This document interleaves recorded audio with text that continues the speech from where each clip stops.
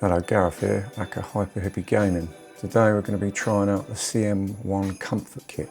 I want to put a big shout out to Mr. Deathwish VR, as he originally did a review on this, and I watched that and I was compelled to see what this is like. I already have the Globular Cluster, and this little device intrigued me very much.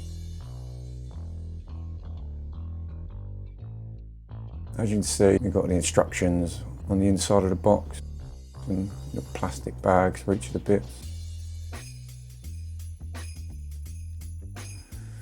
So let's show you how I get my globular cluster off. Obviously you would have the stock pads and that on if you haven't already got a globular cluster.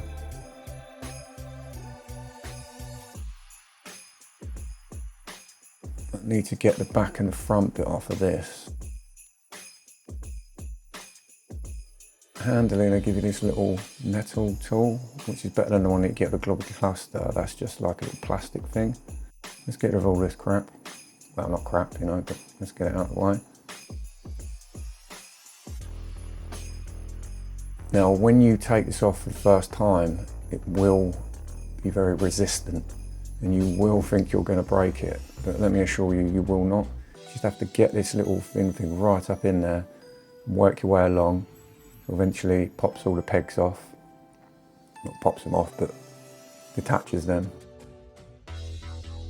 And then voila, got the front bit off.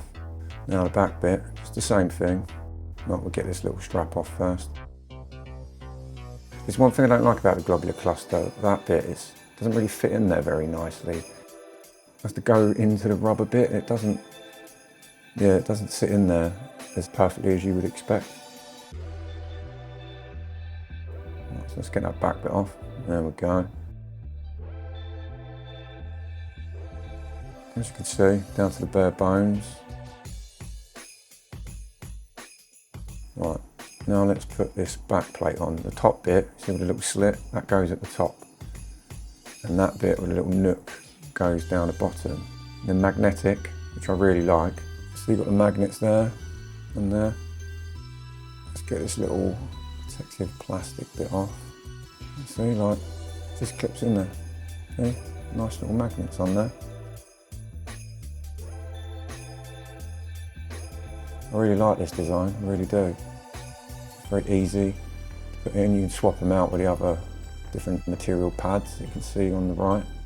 We're just going to pop this bad boy in there.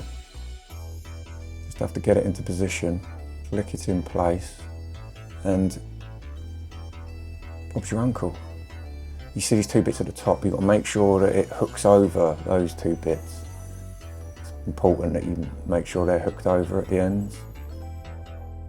Right, now let's put the front plate on. You see it's got a little bit that says bottom.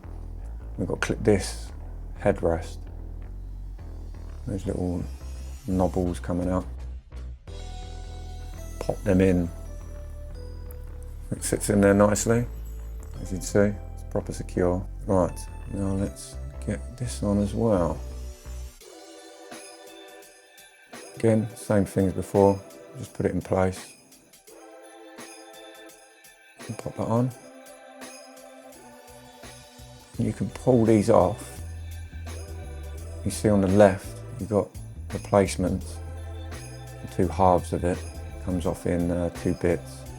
And you can put the new ones on. They come on with Velcro. Right, let's get rid of this. And we'll finally get the last bit on, which is the strap that goes over the top of your noggin. Now this bit, this is what I really like. You pull out the Velcro bit at the back bit and then fasten it, and then it secures it in there nicely. Much better than the globular cluster design.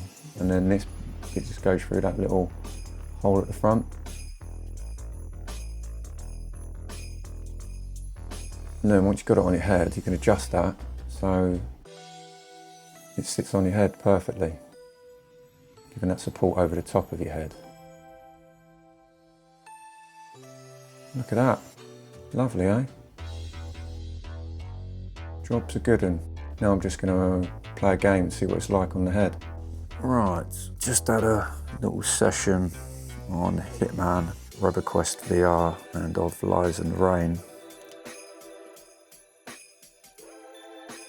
think I had enough time to give it a once over. What's my opinion? I'm not going to lie, I'm actually very surprised by this. I thought, just because of its cheaper price compared to the Globular Cluster, that was going to reign supreme after I got this and tried it. But I'm completely wrong. I actually prefer this a lot over the Globular Cluster. There's a number of reasons for that. The head plate pivots, you know, pivot, and it's more snug just overall than the Globular Cluster. It's less bulky, it's more streamlined. The bits just clip on nicer.